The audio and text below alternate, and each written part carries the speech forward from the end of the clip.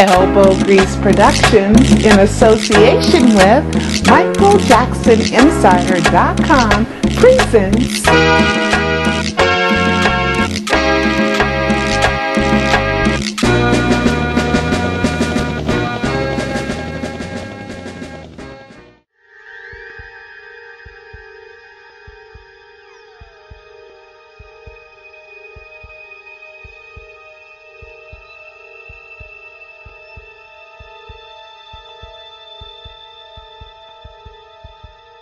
referring to everything that they've been doing in this case. Okay, so but did you hear what he was saying? I heard what Mr. Putnam saying, and what was he saying that you responded to? I'm not responding to that. Okay, but what was he saying? Tell me. You heard it. Didn't you? Yes, but did you tell me you were right next to him? I wasn't. He was talking about Mr. Earth. What was he talking about? Tell me. That was my privileged conversation with him. Well, if you don't want to tell me, I don't think I should. No, but you said you heard him though. I did hear him. Okay. I don't choose so to I was just asking. I was just asking about your response to what you heard.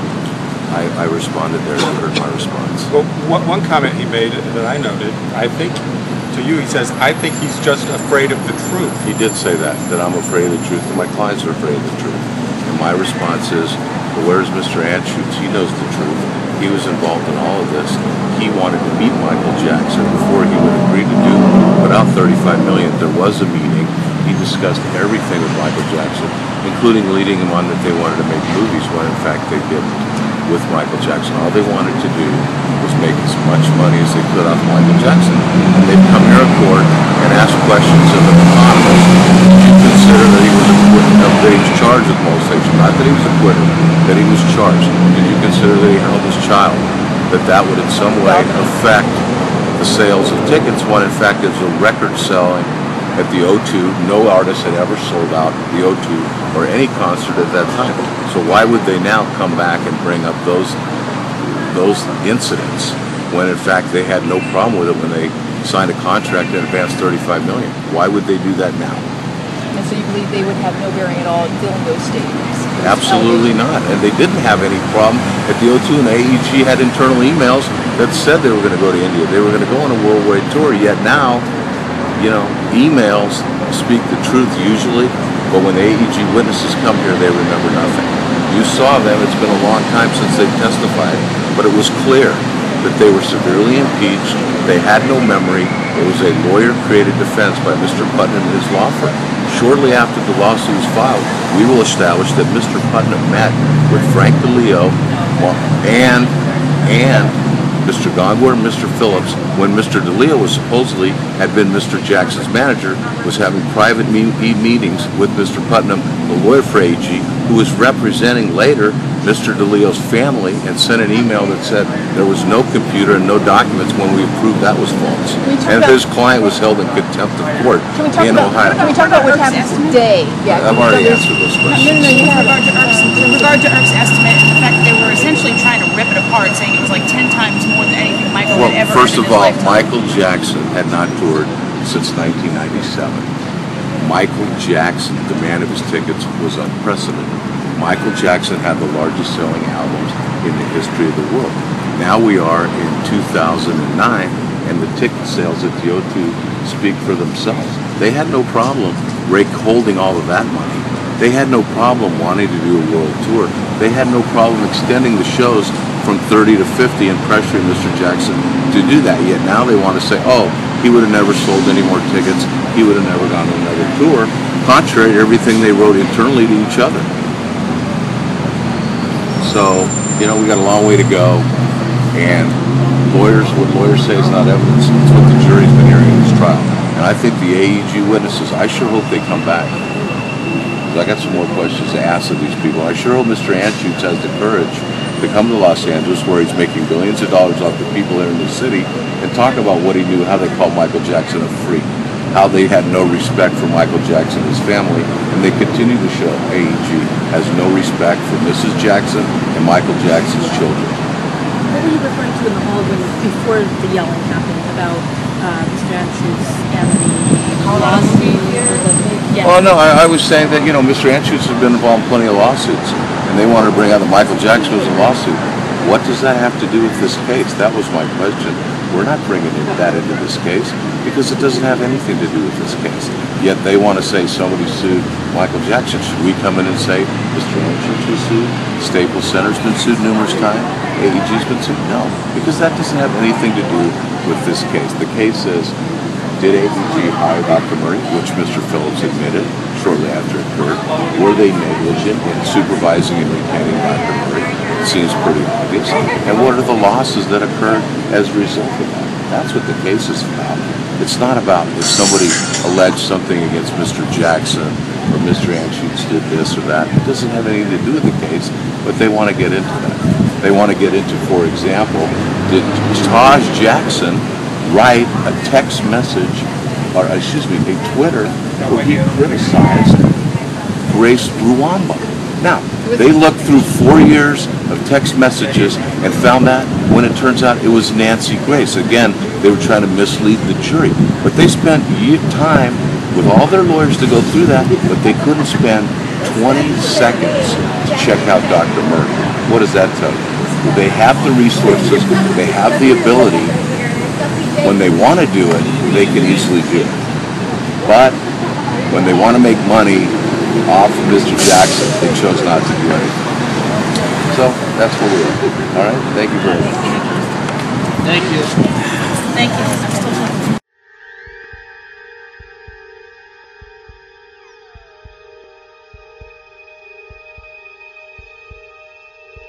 Like you knew what we were talking about? Don't I ask him what it was? You did. No, I did.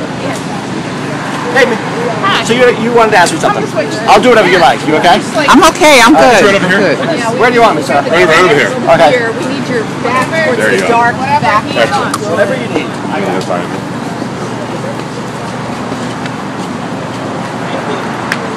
Okay. Let's talk a little bit about this morning's testimony.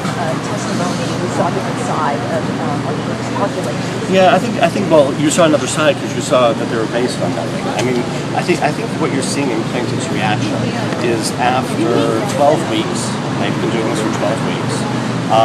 You're watching what was a claim that was on a bare thread now go up in smoke. It has absolutely no basis in either fact or law, and that's what we saw a lot of this morning. And that's why you're seeing the extreme reaction by plaintiff's counsel with the yelling and whatnot, because he's obviously frustrated by the fact that he's now done this for 4 months. And we're at the end of his case, and he's no further along in proof than he was in the beginning. For example, this morning this was about supposed damages. There's not a person who follows the Jacksons remotely who isn't aware of the fact that Mr. Jackson was nearly $500 million in debt at the time of his death, and that his spending habits and everything else were such that for them to come out and have the figures that they're claiming of damages are just utterly absurd. And that's what this morning's testimony was showing. First off, they had the various filings that they had saying that it was a claim for over $40 billion, as we all saw at the beginning of this case. It's now 4 months later, and they're putting forward that now they're only claiming $1.5 billion. Now, of course, when they went to do that with their supposed expert, they did so with absolutely none of the things underlying what his supposed claims were. And so what we were going through this morning is to go through what he says those claims are based on. And I think what it showed was that he's not an expert. He's never done a tour. He hasn't any of the numbers right. His bases were things that he pulled from Wikipedia that were incorrect, as have been shown, or things that were taken from the internet that show it's not true. He has Michael Jackson performing in a 120,000-person stadium that is closed to rock concerts. We can go through the entire list. What it was a creation and a fabrication that was presented to the jury as an idea of what Mr. Jackson would have made, which was more than he made in his lifetime, that he was going to suddenly make now. Go out on a series of tours that he had never done, perform more in this tour than he had either said he would do or he had ever done in his prior 3 concert tours. And all of that is now coming across in cross. And so the jury is seeing the utter fabrication of the case. And I think that it's only an appropriate way to end their case as we start to get to our own, because it's showing that what they've been hearing for 4 months is ridiculous. And luckily now we're going to be able to start to show them what actually occurred here. And make no doubt about it, what occurred here was an absolute tragic loss. And there's no doubt about that, but it's a loss for which AEGLive. What's your idea of how much money Michael Jackson made? Well, you know what? We have an expert who's going to come in and talk about that, and they will be numbers that are based actually on what the tour was going to be, as opposed to this fabrication that they just presented. What will nonetheless remain an issue, and that's what the experts will talk about, is the idea that he was going to have to real trouble with the fact that he was $500 million in debt. And servicing that debt is just it's astronomical for nations, let alone for a single individual. So we'll have to see what our expert comes up with ultimately in terms of that. So not even so much what he would make on the tour, which they're definitely going to give a figure, but then how do you then service the massive debt that he actually had? Because as you know, at the time of his death, that just came out today, he was really at the brink of losing everything. Havenhurst, the home he allowed his mom to live in, was on the verge of bankruptcy and foreclosure. It was about to be foreclosed. And he had no ability to get any more money from banks or otherwise. And those are things that have to go into any damages analysis. And that's one of the things that we're now seeing from actual experts who are becoming, as opposed to this person who's, an accountant. And he's not an expert on things that he was before. And they tried to claim that he was an expert on touring, on merchandising, on endorsements. He then went on to admit, as you now stated, he's never done any of those things. And the reason they have an expert who has no basis for his opinion is because they couldn't find an expert who would give them the testimony they wanted, so they had to make one up of his account. So do you know a ballpark of how much money Michael Jackson would have made without counting all of that? I don't. As we sit here, our experts are doing that. I'm sure they have a place. If you ask me tomorrow, I'll tell you. I'll ask them.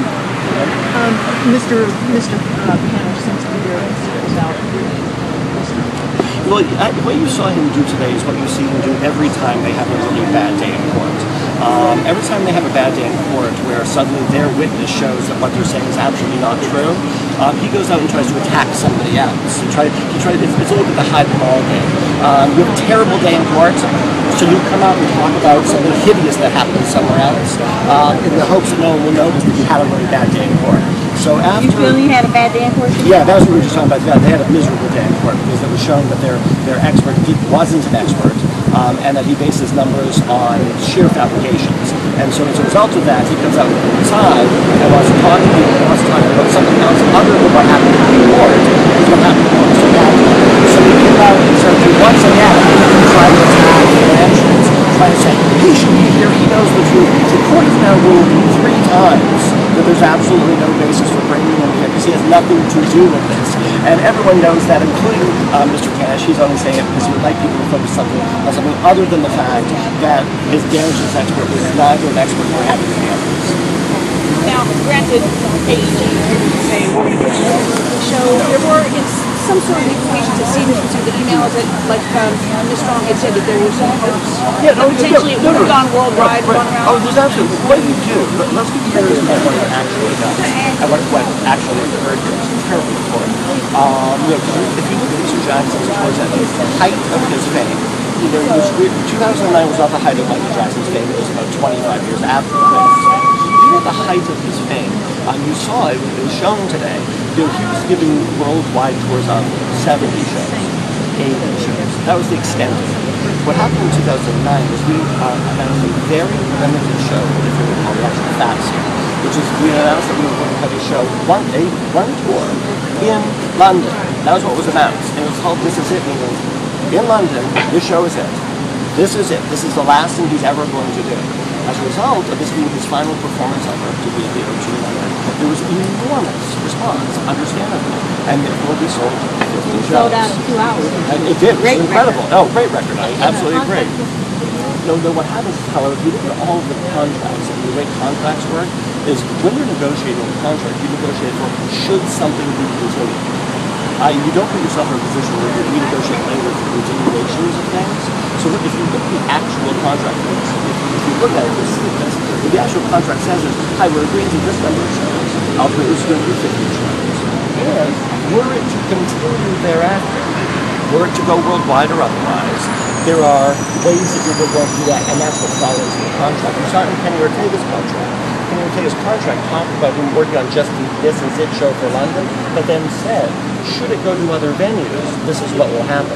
That's what all contracts do. They contemplate the idea. Now, that said, there's absolutely no question. If you talk about AEGLive, were it to have continued, were Mr. Jackson to do something he had never done before in his life, and decided at the end of the 50 shows a month he wanted to go wider, there's no question, as the AEGLive people have said, they would love to have done that with him. Is it only 2 hours? His tour was meant to be the ending of his tour. He was going to go into other things later, and so therefore he would still have that hype behind it. I don't think the facts show that. I think that people have the hope that that may happen. And the reason facts don't support it is because Mr. Jackson has said between a number of people, and you've seen them saying this here on the video, there's a number of people that Mr. Jackson wanted to end this after life. That was going to do 50 shows, that he did not like touring, that he didn't like performing live, and therefore this was going to be it. So there's a lot of actual testimony from people as opposed to this fiction that they tried to present as a supposed expert as to what Mr. Jackson actually contemplated. That said, if Mr. Jackson had You said 35 too, right, exactly. So one could say what the change could be, and there was certainly hope that he would continue thereafter. What there isn't is any factual evidence to support that. That's just absolute speculation. I'll give that. All right, I've got one more question for you. Mr. Panish, when he was out here earlier, had made a comment with regard to, AEG looks into all of these things, and spends all this time looking into this and that, and the other thing, we're going to spend 20 seconds to do background check on Dr. Conrad. Why shots was shown by actual. By the way, I'd like to note that sort of comment is exactly the comment I'm talking about, which is they come out and try to say something other than what occurred in the courtroom on the day that a bad day or what occurs to them, and their damages just blew up on the stage. Did horribly, showed that he had nothing to base his facts on. So Mr. Panish comes out and talks about an expert that appeared 4 weeks ago in the hopes that people will focus on that instead. And even then, he gets it wrong. What occurred, if you recall, from their own expert, remember, we haven't put on our expert yet, from their own expert, is in the industry, one does not do financial background checks on people who are not going to be dealing with financial information. That is not what we do in this country. That is not what we do in the state. An employer has absolutely no right, which is why the laws, both federal and state, say it, to go out and do all kinds of background checks on you without you giving permission to do so and for there to be a rightful reason. That is why, if you look at the stats that show it, there's a very limited number of people for whom you do background checks, and even a more limited number for whom you do financial background checks. And you do financial background checks of people who have new financial matters. So, for example, if someone's going to deal with your money, whether it be a bank or someone else, then one might do a financial background check to make sure they're not going to mess with your money. What one doesn't do is those kind of checks on everybody that works for them. And certainly that was not the case here. Now, if Mr. Jackson wanted to do a background check on his doctor, that is for Mr. Jackson to decide. So let's not forget the situation here. Mr. Jackson chose Dr. Conrad Murray to be his doctor 3 years before anyone had ever heard of him. He had been his family doctor for 3 years.